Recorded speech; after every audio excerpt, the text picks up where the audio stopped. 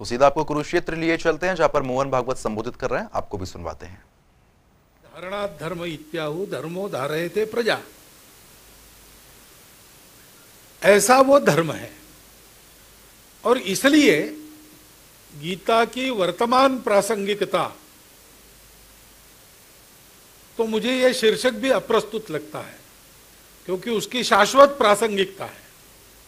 जब तक सृष्टि है तब तक गीता की प्रासंगिकता है, क्योंकि गीता तो बताई ही गई इसलिए धर्म संस्थापनार्थाय, साधुओं का परित्राण, उसमें तो किसी के मन में किंतु परंतु नहीं आता, क्योंकि परित्राण करना अच्छा काम है, दुनिया भी उसको अच्छा मानती है। लेकिन कभी कभी विनाशाय च दुष्कृताम का प्रसंग सामने आता है। गुरु नानक देव जी ने कहा है, आप ही दोष न लेवे करता, करता स्वयं पर दोष नहीं लेता। इतना बड़ा महाभारत, बर्बरीक को पूछा गया कि कौन सबसे वीर था, तो उसने कहा कि वीर क्या, लड़े कोई नहीं, लड़ा तो कृष्ण ही लड़ा केवल, ये मैंने स्वयं देखा है, ऐसा उन्होंने कहा। लेकिन ऐसा होने के बाद भी कृष्ण तो लड़े नहीं, उन्होंने तो केवल रथ के घोड़े हाके। एक बार जमीन पर पड़ा चक्र उठा के भीष्म पर दौड़ गए थे, लेकिन अर्जुन ने रोका उनको। तो भगवान की ये रीति है कि वो माध्यमों के हाथ से करा लेता है। ऐसे माध्यम कभी कभी हमारे करनी से अथवा हमारे भाग्य से हम बन जाते हैं।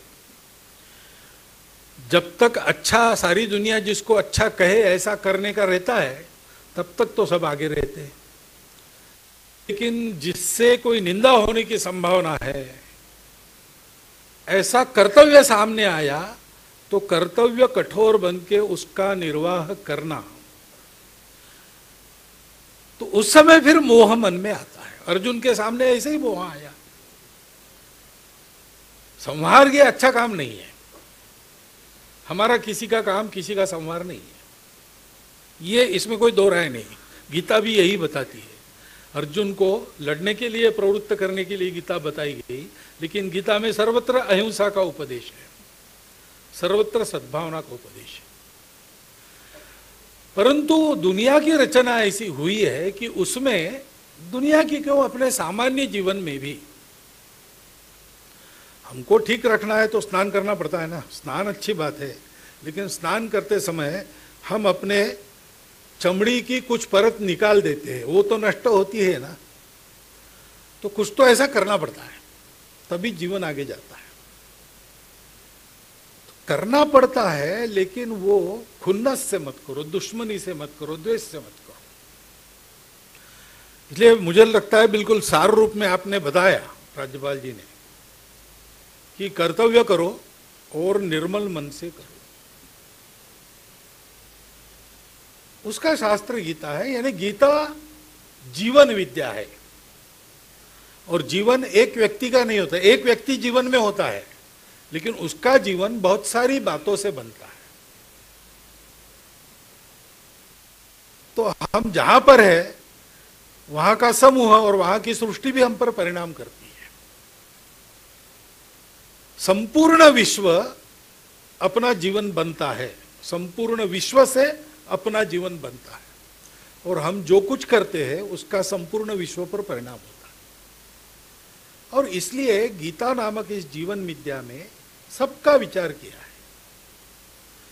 और आज उसकी प्रासंगिकता, आज यानी वो शाश्वत है, आज उसकी अर्जेंट आवश्यकता है, ऐसा हम कह सकते हैं। क्योंकि मनुष्य, मानवता यानी समूह और सृष्टि, तीनों में हम देख रहे हैं कि संतुलन बिगड़ गया है। उसके लक्षण दिखाई देते हैं।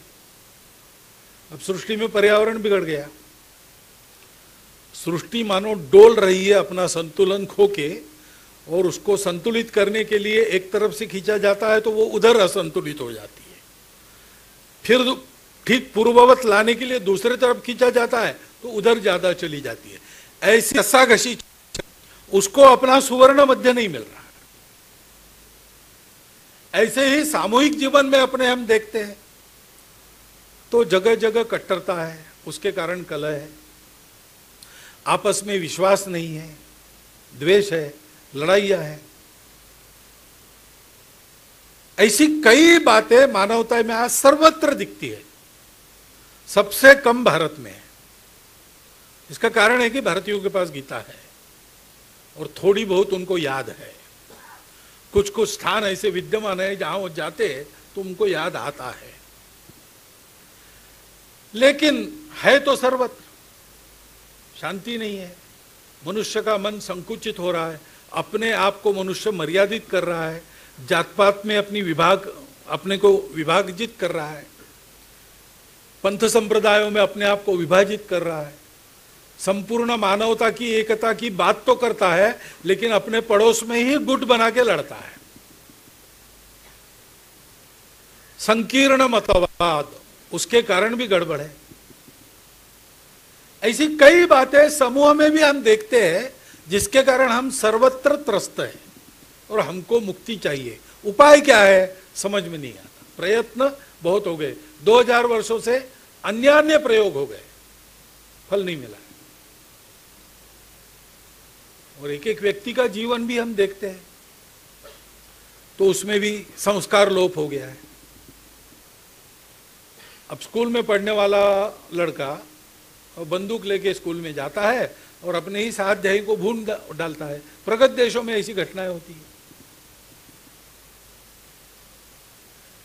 कैसी कैसी बातें व्यक्तिगत जीवन में अपने हो रही है, कैसे कैसे संस्कार लोप हो रहा है।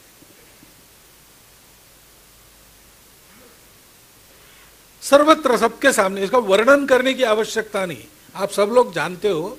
हम अपने चारों ओर इन बातों का अनुभव कर, इन तीनों के बारे में गीता में सर्वत्र सब करने के लिए कहा है। जो करने के लिए कहा है वो शुरू करेंगे तो वातावरण ठीक होगा।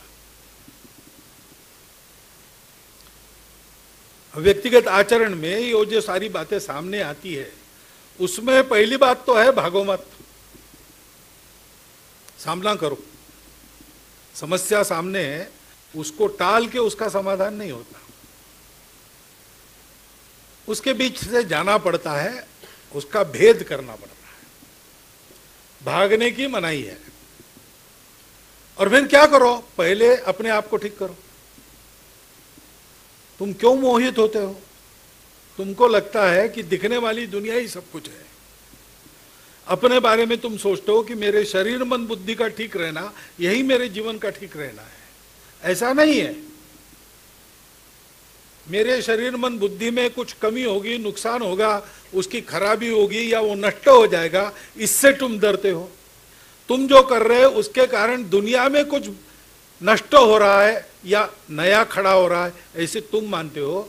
लेकिन तुम ये जानो कि कोई कुछ नष्ट होता नहीं, जो सत है उसका कभी अभाव होता नहीं और जो असत है उसका कभी प्रादुर्भाव होता नहीं।